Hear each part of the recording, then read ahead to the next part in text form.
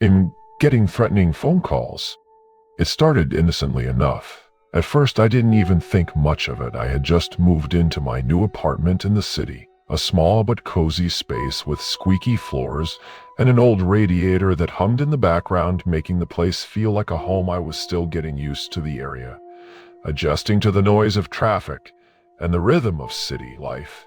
It was supposed to be a fresh start, a place to get away from the stress of my old life. But then one night it happened. I had just finished dinner and was about to settle in for an evening of reading when my phone buzzed on the kitchen counter.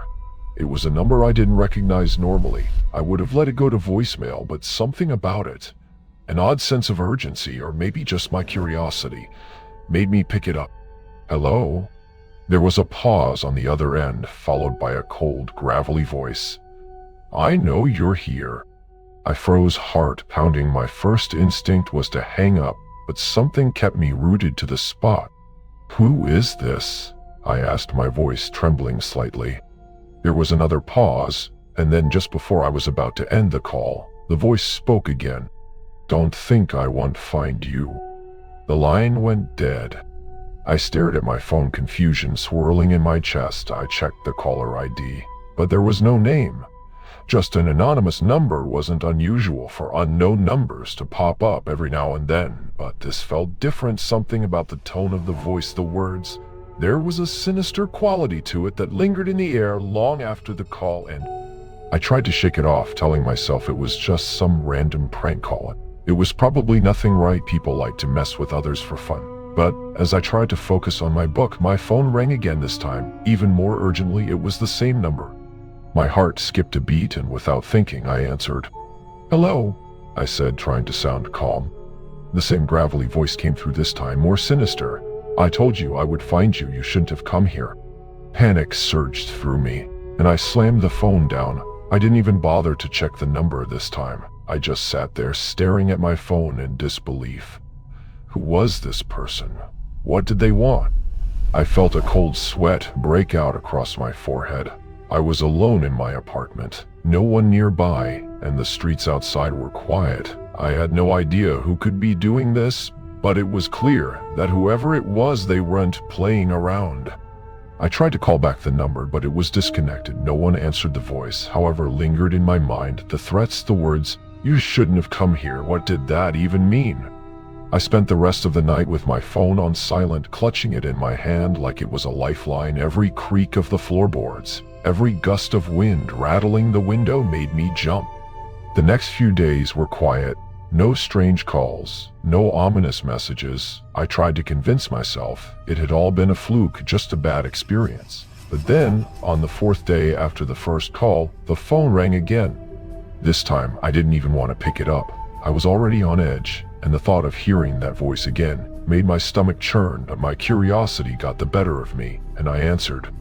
"This is your last warning," the voice growled, the same chilling tone as before. "I'm coming for you. You won't get away." I tried to speak, but no words came out. It was like the phone had stolen my voice. I wanted to scream, to beg the person to leave me alone, but I couldn't make a sound. The line went dead again. I stared at the phone in my hand, feeling my pulse race. I had no idea who was behind this, but I knew it was no longer just a prank. This was real. Whoever it was, they were serious. The calls kept coming. At first, they were sporadic.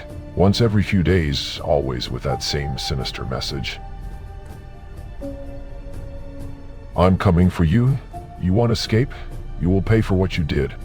But as the days went by, the calls became more frequent. Sometimes I would get 5 or 6 in a row, each one more threatening than the last. The voice had become a constant presence in my life. No matter where I went, no matter what I did, I could feel its dark shadow hanging over me. I started staying at friends' houses, hoping to escape the constant terror, but the calls followed me. I changed my number, thinking that would put an end to it, but it didn't. The new number was somehow just as easily accessed, and the voice still found me. At night, I would lock the doors, bolt the windows, and try to sleep. But the sense of being watched never left. It was as though the very walls of my apartment had become complicit in whatever dark force was after me. I couldn't tell if I was imagining things, but I started noticing strange occurrences. Scratches on the walls, the sound of breathing when no one was there, shadows moving out of. And then one night it happened. I was sitting on the couch trying to distract myself with a movie I hadn't heard from the caller in a while, and I was starting to think, hope, that maybe it was over, maybe they had moved on to someone else. I was wrong. The phone rang. I hesitated, but I couldn't resist answering. Maybe I could confront this person, figure out who they were, and why they were doing this to me. The voice on the other end was no longer just a voice. It was closer. I could hear it in my ear, almost like it was standing right behind me. "You're not safe." The voice hissed, its breath hot and foul. "You should never have come here." The words were no longer just a threat, they were a promise. I spun around, my heart hammering in my chest. The apartment was dark, but I could see something. Someone, standing in the corner of the room, a figure tall and shadowy with no discernible features, just a void where its face should have been. It was then that I realized the voice on the phone wasn't just some random person. It was the thing in my apartment. It had been watching me, waiting for the right moment to make itself known. I tried to scream, but no sound came out. My throat was dry, and my body was frozen in place. The figure took a step forward, its shadow stretching across the floor toward me. "You're mine now," it whispered, its voice like the scraping of nails on a chalkboard. The phone slipped from my hand and hit the floor with a hollow thud. I couldn't move. I couldn't think. I was paralyzed with fear. The figure reached out, its fingers cold and sharp like iron. As it touched me, a jolt of pain shot through my body, and I felt something cold and unnatural press into my soul. And then, everything went black. I don't know how long I was unconscious. When I woke up, I was lying on the floor of my apartment, the phone next to me, silent. And still the figure was gone. The room was quiet, but the air felt thick with an energy I couldn't explain. I don't know who or what has been calling me. I don't know what it wants, but one thing is certain. I'm not alone in this apartment anymore. The calls have stopped for now, but I can feel its presence, every moment lurking in the shadows.